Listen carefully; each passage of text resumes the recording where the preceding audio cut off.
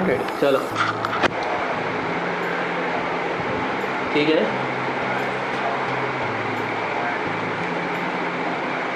See, laptops buttons are like they're very sensitive and you can just take them off. Do you know how? See, like just put it inside. Like I've already done it, so just do it like this, boom, and then you do it like this. It's going to pop up like this, okay? So my shift button was not working when I was just clicking. I cannot show you right now, but it was not working. So when I opened it and I took this, can you please show the screen? Screen, please, screen. Yeah, if I type this thing, you know, if I type this like this,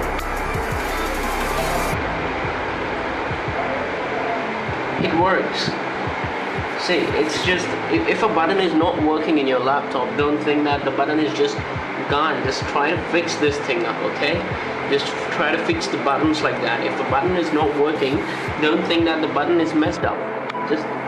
It's just the thing, it's just that it's not this thing, this plastic or this plastic, whatever, is not touching it or is not having a proper contact with it, okay? That is the main reason why my button didn't work. I just tested it now and it turns out the button is good.